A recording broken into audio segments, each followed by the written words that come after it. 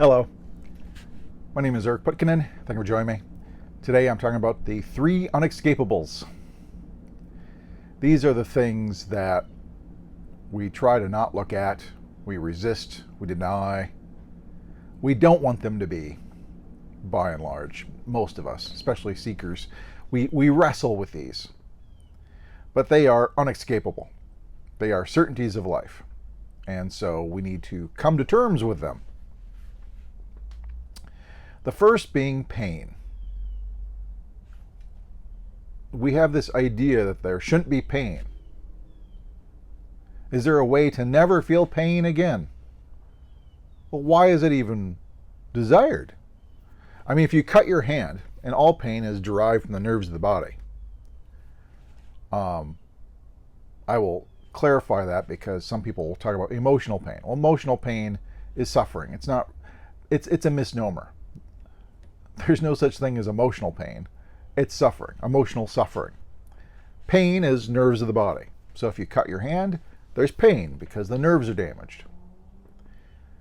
And pain will always arise in life. As long as there's the body and there's nerves, pain exists in life.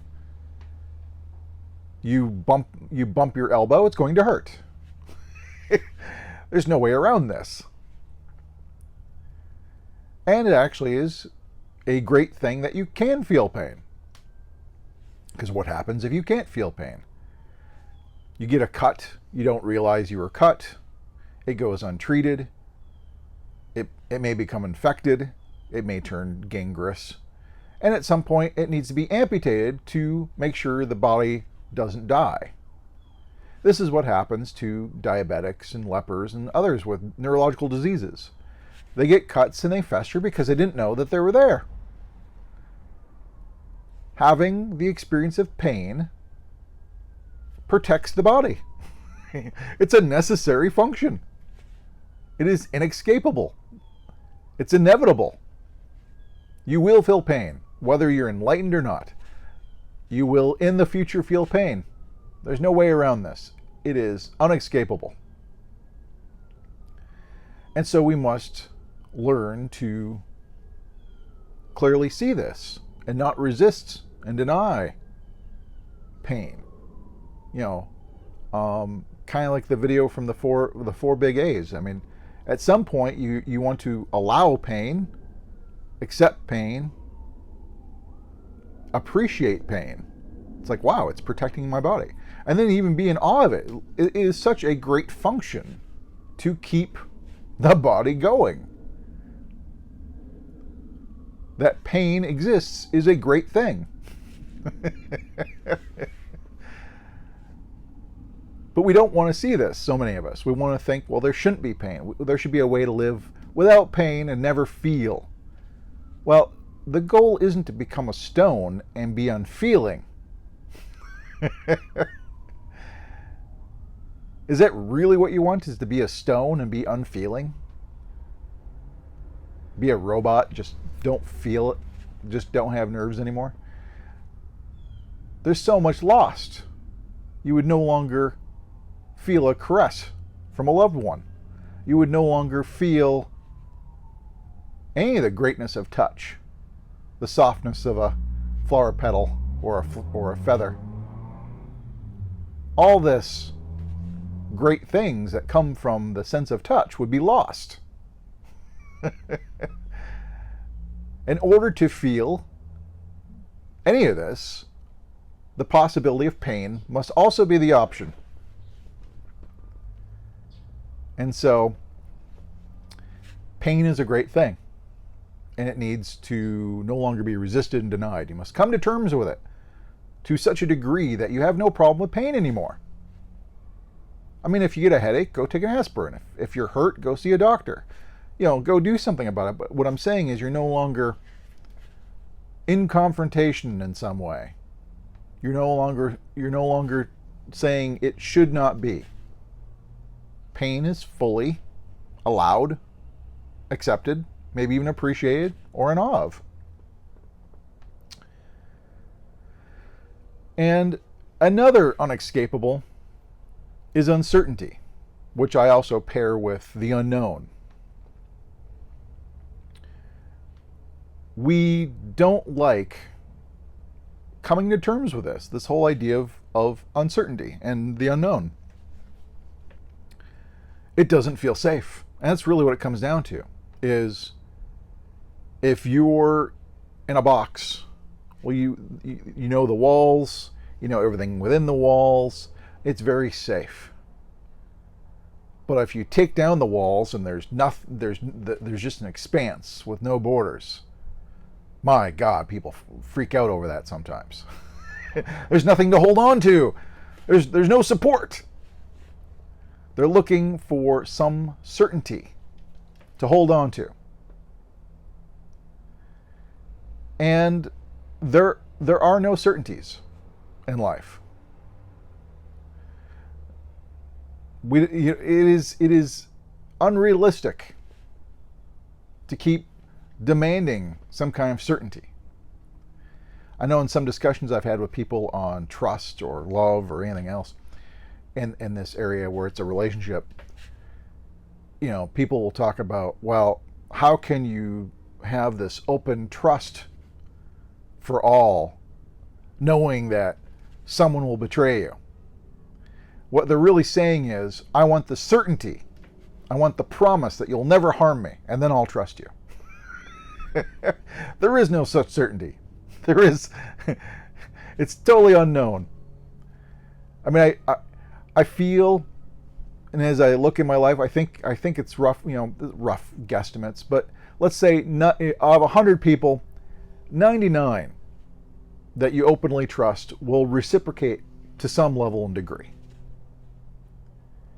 And the one will take advantage of you and backstab you, so to speak, and betray trust.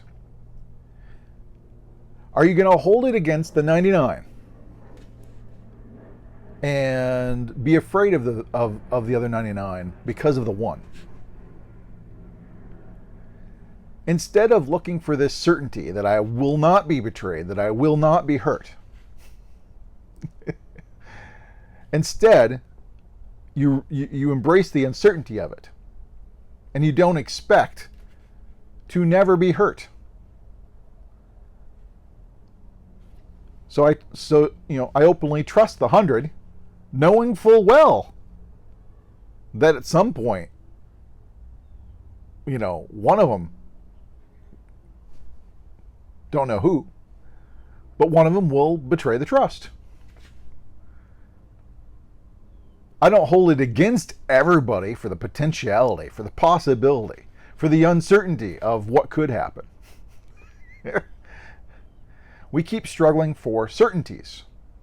There are no certainties. Give up the idea of certainty. You don't need an anchor. You don't need walls. You don't need these. I mean, we're talking about liberation when we're talking about enlightenment and awakening and non-duality. Liberation.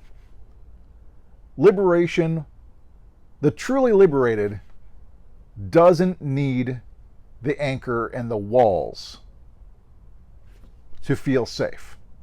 You don't need certainty to feel safe. Uncertainty, the unknown, can never be gotten rid of. Whether you're enlightened or not, there will always be the unknown. There will always be uncertainty. These are unescapable. These are, certainties of life. And so we need to, again, embrace this. And actually, the unknown and uncertainty makes other things arise. Because some people are like, well, I would prefer it if everything was known or there was no uncertainty in any way. Would you really? You could no longer be surprised. You would lose surprise. You would lose wonder. Things will be lost. The richness, the fullness of experience, things would be lost if there was no such thing as the unknown or the uncertain. Games would no longer be fun if you were certain to win and you knew exactly what was going on. Uncertainty, the unknown, is a great thing. And much would be lost without it. And then the last one is impermanence, which is also change. It's not quite the same as uncertainty and the unknown, but impermanence is another reality of life. It's an unescapable. All forms are constantly changing. We like to think things are static, but nothing is static. Everything's constantly changing. And at some point, all forms will end. Every form will cease to be and transform to something else. That's what happens. Sunlight comes from the sun, comes to earth, hits the surface, becomes heat. It heats the ground. You know, it's the forms change. That's what happens. And whether it lasts a day or a millennium, it's going to end. Everything is impermanent. The sun one day will go out.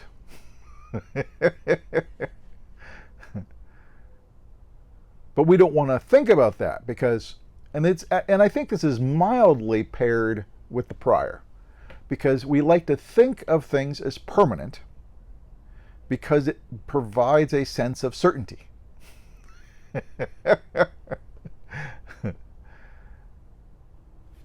But impermanence is a fact.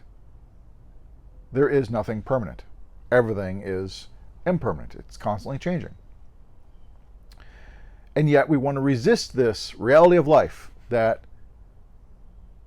things will come into your life and things will go into your life. I mean, things will come into your life, things will go out of your life. That's just the nature of things. If it was only one direction, things could come into your life, but they could never leave. They're all permanent. Once you see them, they're always there.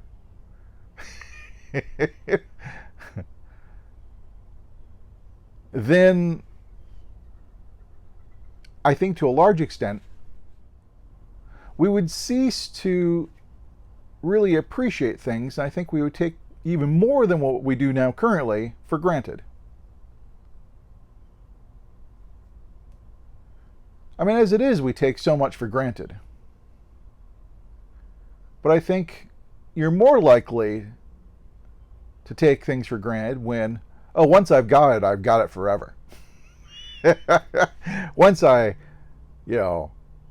have my significant other, or I have this possession, I've got it forever. It's permanent.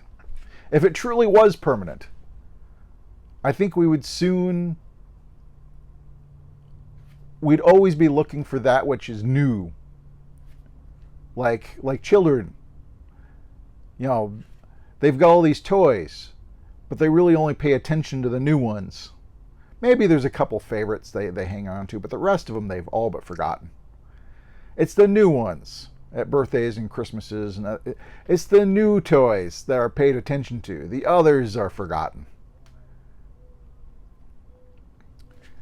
And that's what would really, I think, happen if things were truly more permanent. If there was this permanence, we'd be always looking for what's new, because everything else is just always here. Impermanence is not only a certainty of life, but it's also a great thing. That things come and go. I mean, I love storms. A lightning strike is a great thing, but it's only around for a split second. If it was permanent, would it really be all that interesting? If that lightning strike just sat there, discharging constantly for years, you would look upon it and go, it's the same as yesterday. We would treat it just like the sun. Because every day you go out and you see the sun. Your entire life, every day you've seen the sun. Do you really think about it much? You might notice the sky because the sky changes more, but you don't really pay attention to the sun. No one thinks of the sun because it's always there. And so impermanence brings a sense of preciousness, of appreciation. It also brings wonder. It's a great thing for as long as it was. Impermanence is inescapable. It's a certainty of life. It's a reality. There's no way to get around that, and we must come to terms with impermanence and change. But think about it the other way. If things were really permanent, is that really what you want? I mean, we resist the idea of impermanence. We resist the fact of impermanence. But would you really want it to never go away? And some people go, well, yeah, I'd never want it to go away. Why? Look at it. Really, what are you getting out of it if it never went away? And is it really better? I mean, is it a matter of duration? Is the greatness of things a matter of duration? I think very short, very impermanent things are great things. They are great because they don't last. And so, impermanence is something we need to also allow, accept, appreciate, and be in awe of. It's a great thing. And so, I get the crux of this video is just these are the three unescapables. They cannot be avoided. Everyone must come to terms with them. In terms of, until you allow and accept them, you're going to be miserable. As long as you're resisting and denying and saying pain shouldn't be, the uncertainty and unknowing of something should not be, things should not be impermanent. As long as you have this stance, you'll be miserable, because in reality, pain, uncertainty, and unknowing, impermanence are reality. There's no way to escape them. And so to resist and deny this is to resist reality itself. To say reality should not be the way it is. And how can you ever be happy with that standpoint?